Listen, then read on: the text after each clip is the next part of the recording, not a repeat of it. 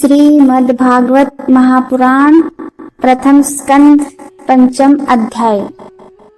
सूत जी कहते हैं, इसके बाद जब महर्षि वेद व्यास शांति से बैठे थे, तभी वीणा लिए हुए तेजस्वी नारद जी मुस्कुराते हुए उनके पास आए और बोले।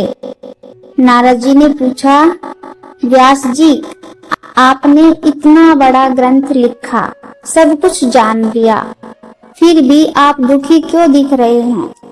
क्या आपका मन और शरीर दोनों संतुष्ट हैं? आपने धर्म, अर्थ, काम और मोक्ष पर बहुत गहराई से लिखा है, ब्रह्म ज्ञान भी प्राप्त किया है, फिर भी आप बेचैन क्यों हैं? वेदव्यास जी बोले, आपने जो कहा वह सच है। मैंने सब कुछ किया, फिर भी मेरे मन को संतोष नहीं मिल रहा। मुझे समझ नहीं आ रहा कि इसका क्या कारण है। आप तो ब्रह्मा जी के पुत्र हैं, सब कुछ जानते हैं, इसलिए आप ही कृपया करके बताइए कि मेरे मन की बेचैनी क्यों है।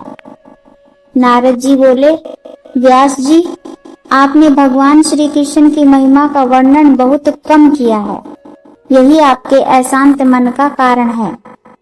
जो बातें भगवान के गुणों और लीलाओं से रहित होती हैं, वे ज्ञान होते हुए भी अधूरे माने जाते हैं। जो भी रचना भगवान के नाम, लीलाओं और यश का वर्णन नहीं करती, वह व्यर्थ है, उसे कोई पुण्य नहीं मिलता। दूसरी ओर अगर कोई ग्रंथ सुंदर शब्दों से न लिखा हो, फिर भी अगर उसमें भगवान की महिमा है, तो वह सब पापों को मिटा देता है। व्यास जी, आपकी दृष्टि पवित्र है। अब आप सब प्राणियों के कल्याण के लिए भगवान की लीलाओं का ध्यान करके उनका सुंदर वर्णन कीजिए। जो लोग भगवान की भक्ति नहीं करते और केवल कर्मों में उलझे रहते हैं, वे बार बार जन्म और मृत्यु के चक्कर में फंस जाते हैं। आपने धर्म के नाम पर कुछ ऐसे कर्म भी बताए हैं जिनमें हिंसा है, जैसे पशु बलि। इससे अज्ञानी लोग भ्रमित हो जाते हैं और गलत कर्म को ही धर्म मान लेते हैं। सच्चा कल्याण तभी होगा जब आप भगवान श्री कृष्ण की कथाओं का प्रचार करेंगे। याद रखिए, यदि कोई भक्त भगवान का भजन करते करते बीच में ही रुक जाए, तो भी उसका कोई नुकसान नहीं होता, लेकिन जो केवल अपने धर्म में लगा रहे और भगवान का स्मरण न करे, उसे सच्चा लाभ नहीं मिलता। संसार के सुख और दुख तो बिना मांगे ही मिलते हैं, इसलिए हमें केवल उन्हीं चीजों के लिए मेहनत करनी चाहिए जो जन्म जन्मांतरों में भी खुद से नहीं मिलती, जैसे भगवत प्रेम। अब मैं अपनी कहानी बताता हूँ। पिछले जन्म में मैं एक गरीब स्त्री का बेटा था। बचपन में कुछ महात्मा ऋषि हमारे घर के पास रुके। मेरी माँ उनकी सेवा करती थी और मैं भी उनके पास रहने लगा। मैं चुपचाप शांति से और सेवा भाव से उनके पास रहता था। वे मुझे बहुत स्नेह करने लगे। वे जब भजन करते थे, तब मैं भी ध्यान से सुनता था।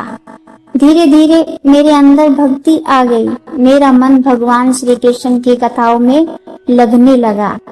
जब वे ऋषि जाने लगे, तो उन्होंने मुझे भगवान का वह ज्ञान दिया जो स्वयं श्री कृष्ण ने अपने श्रीमुख से कहा था।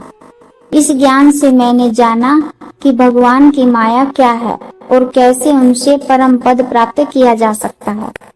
व्यास जी, आपको यह बात समझनी चाहिए कि भगवान के लिए किया गया कर्म, अगर वह सामान्य ही क्यों न हो, संसार के सारे दुखों की दवा बन जाता है।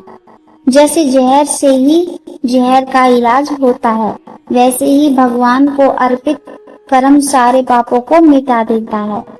जब मनुष्य भगवान के नाम और गुणों का कीर्तन करता है, तो धीरे धीरे वह भक्ति में आगे बढ़ता है और अंत में परम ज्ञान और मुक्ति प्राप्त करता है।